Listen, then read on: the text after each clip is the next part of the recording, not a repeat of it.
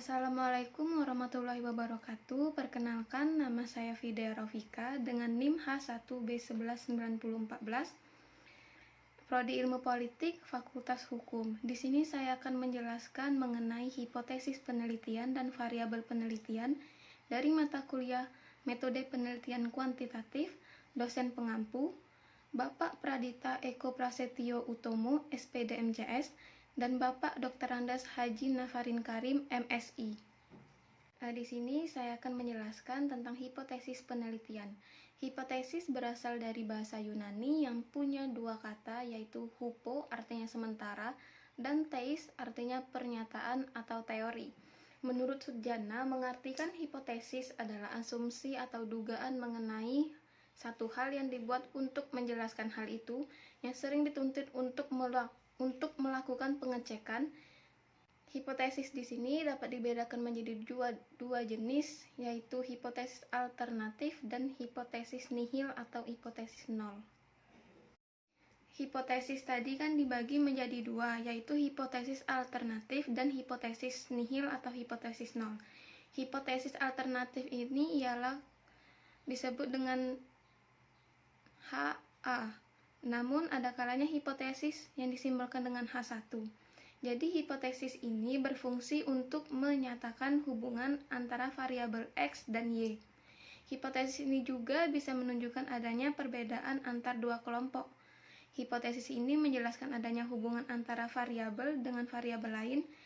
Contohnya, ada hubungan antara tingkat kemiskinan dan ketersediaan lowongan pekerjaan. Selanjutnya ada hipotesis nol atau hipotesis nihil. Biasanya dilambangkan atau disimbolkan dengan HO.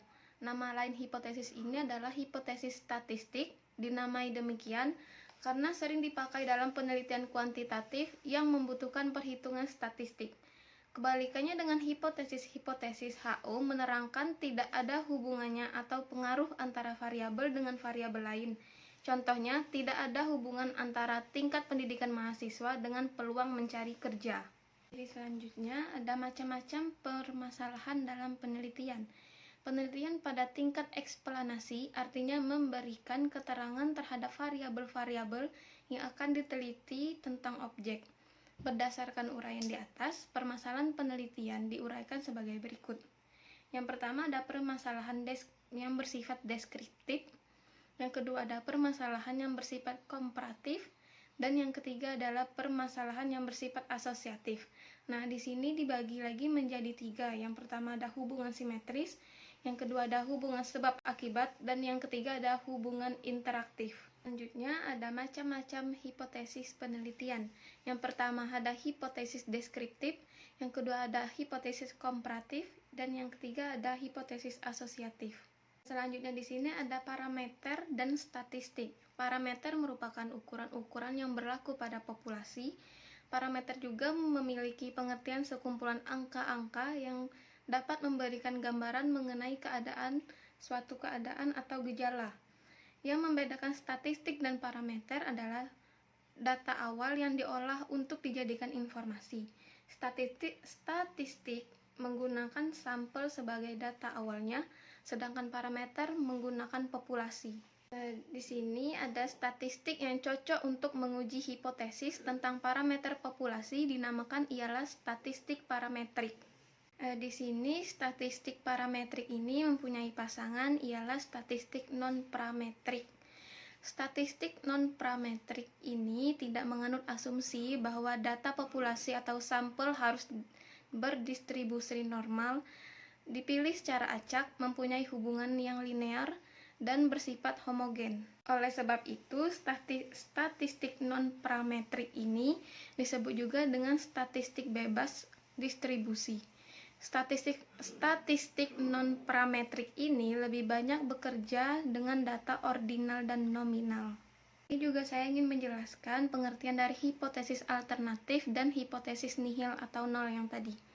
Hipotesis alternatif ini adalah suatu pernyataan sementara yang lazimnya dimuat dengan ada hubungan atau pengaruh atau apabila nilai variabel bebas naik diikuti naiknya nilai variabel yang terikat.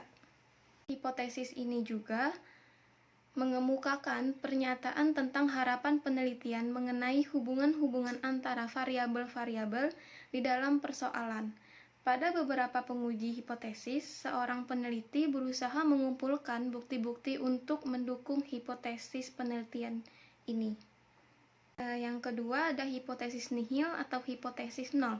Hipotesis ini menyatakan tidak ada perbedaan antara dua variabel atau tidak adanya pengaruh variabel X terhadap variabel Y. Di sini juga ada kesalahan dalam menguji hipotesis. Dalam hal ini dapat terjadi perumusan hipotesisnya benar, tetapi ada kesalahan dalam penarikan kesimpulan. Kesalahan penarikan kesimpulan tersebut barangkali disebabkan karena kesalahan sampel, kesalahan perhitungan ada pada variabel yang mengubah hubungan antara variabel belajar dan variabel prestasi yang pada saat penguji hipotesis ikut berperan dalam penelitian tersebut. Yang terakhir ada jenis pengujian hipotesis. Yang pertama ada hipotesis direksional, itu dibagi menjadi dua. Yang pertama uji pihak kiri dan uji pihak kanan. Yang kedua ada hipotesis non-direksional, dibagi menjadi tiga. Yang pertama hipotesis bersifat deskriptif, yang kedua bersifat komparatif, dan yang ketiga bersifat asosiatif. Di sini ada materi kedua yaitu variabel penelitian. Pengertian dari variabel adalah konsep yang mempunyai bermacam-macam nilai. Variabel adalah atribut objek yang mempunyai variasi antara satu dengan yang lainnya. Di sini ada macam-macam variabel beserta fungsinya. Yang pertama ada variabel independen, adalah variabel yang mempengaruhi atau yang menjadi sebab perubahannya atau timbulnya variabel dependen atau yang disebut dengan terikat. Yang kedua ada variabel dependen, merupakan variabel yang dipengaruhi atau yang menjadi akibat karena adanya variabel bebas. Yang ketiga ada variabel moderating, adalah variabel yang memperkuat atau memperlemah hubungan antara satu variabel dengan variabel lain. Yang keempat ada variabel intervening, adalah variabel yang secara teoritis mempengaruhi hubungan antara variabel independen dan variabel dependen menjadi hubungan yang tidak langsung dan tidak dapat diamati atau diukur.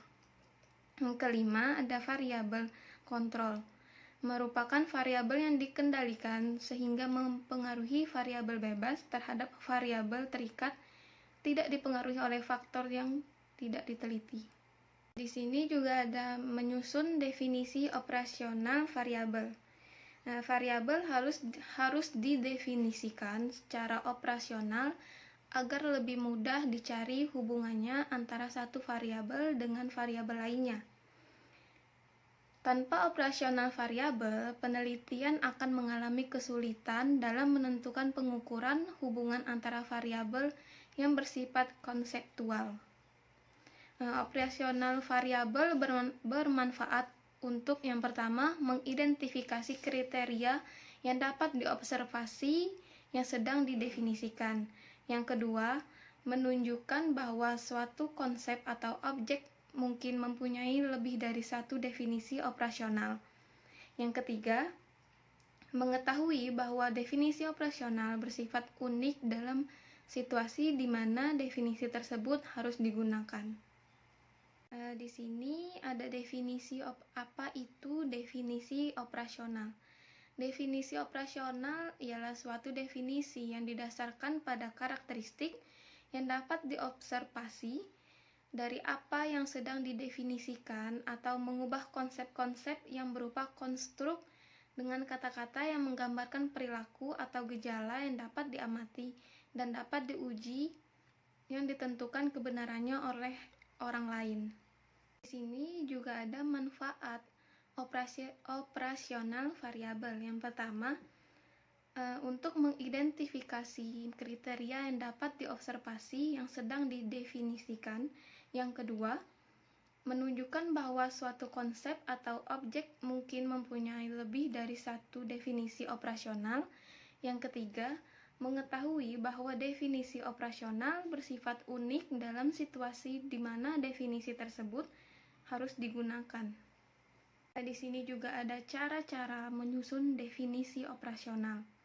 Yang pertama, definisi operasional tipe B dapat disusun didasarkan pada bagian objek tertentu yang didefinisikan dapat dioperasionalkan, yaitu berupa apa yang dilakukan atau apa yang menyusun karakteristik dinamisnya.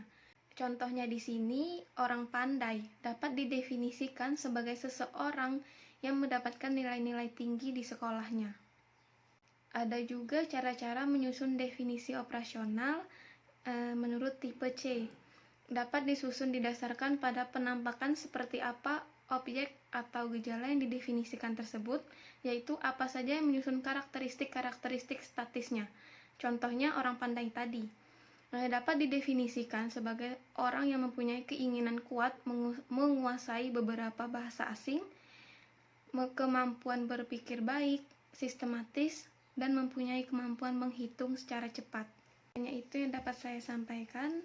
Lebih dari kurang saya mohon maaf. Wabillahi taufiq wal hidayah. Wassalamualaikum warahmatullahi wabarakatuh.